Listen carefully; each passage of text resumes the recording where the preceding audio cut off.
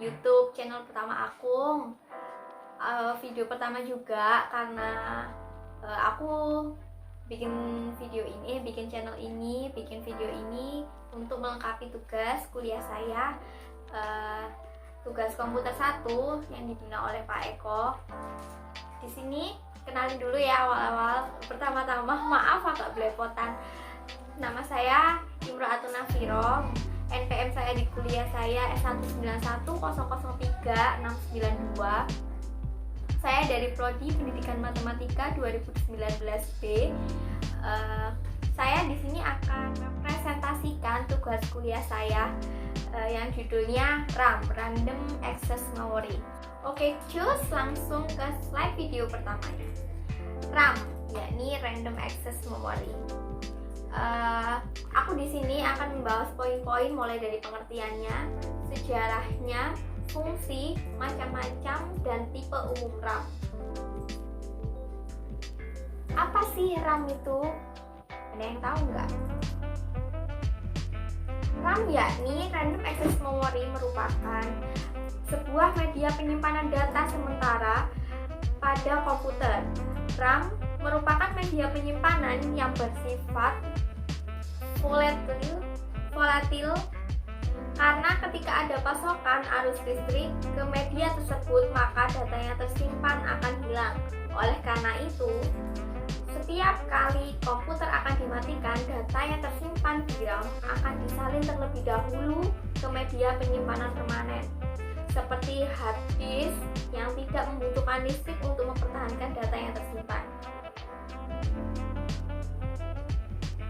Dari diagram blok di samping menunjukkan sebuah piranti RAM yang mempunyai 3 jalur alamat A0 sampai A2 yang memberikan 8 alokasi yang masing-masing terdiri dari 1 word 4 bit. Setiap lokasi dapat dialamati secara terpisah dengan memberikan alamat yang sesuai pada bus alamat. Setiap kali suatu lokasi dialamati, R atau W, read atau not write, diset ke logika 1 untuk baca atau aktif tinggi atau diset ke logika 0 untuk tulis atau aktif rendah. Pada saat R atau W diset ke logika 1, penyangga keluaran berfungsi dan penyangga masukan 3 kondisi tidak berfungsi. Maka, yang memungkinkan isi dari suatu lokasi muncul pada keluaran. Sebaliknya, pada saat jalur R atau W diset ke logika 0, penyangga masukan berfungsi dan penyangga keluaran tidak berfungsi sehingga data akan ditulis ke dalam lokasi yang dipilih. Kemudian ada sejarah RAM, yakni dimulai pada tahun 1834.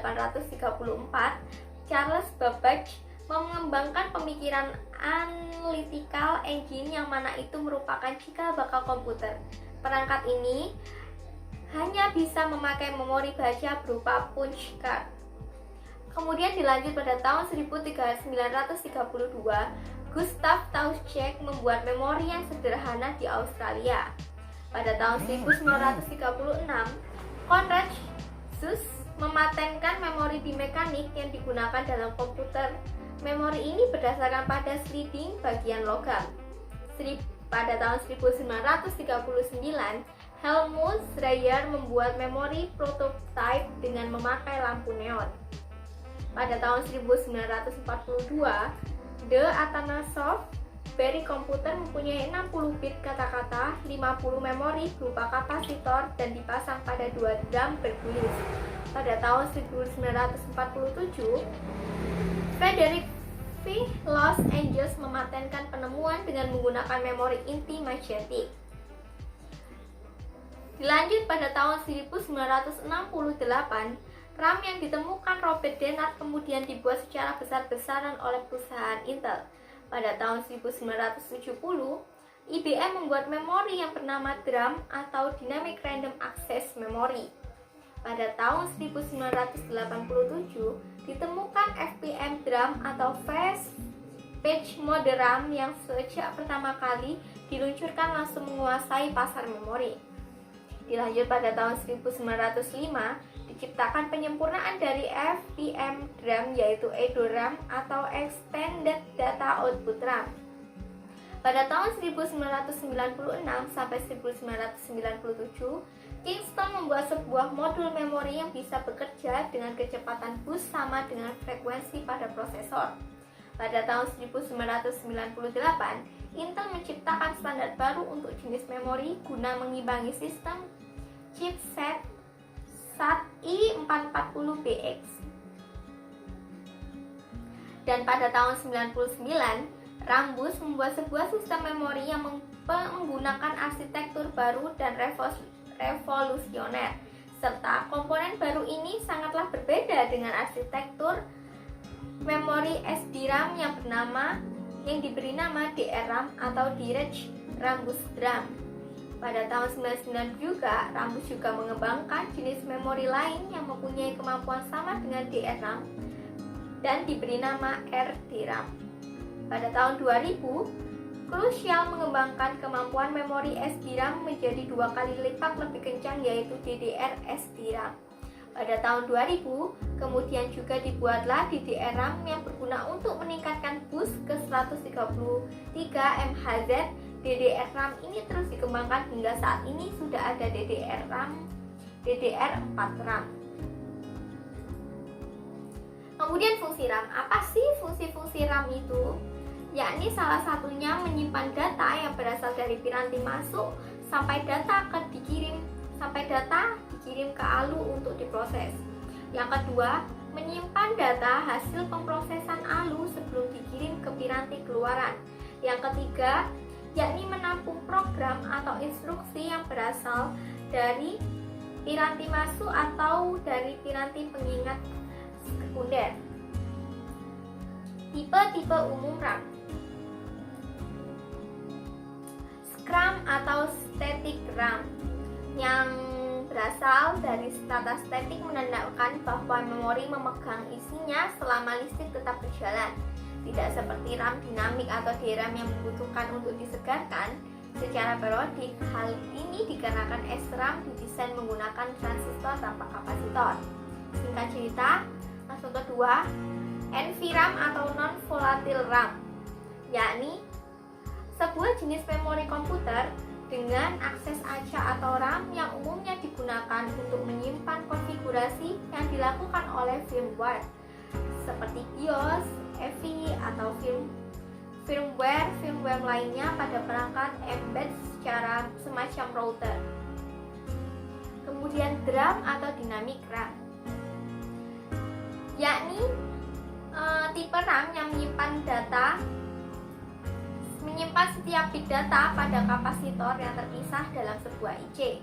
Keuntungannya dari DRAM ini adalah memori ini secara struktural sangat sederhana untuk setiap jenis bitnya, menghendaki sebuah transistor untuk sebuah kapasitor. Kemudian seperti ini yang memungkinkan DRAM mampu menyimpan data dengan kepadatan yang sangat tinggi.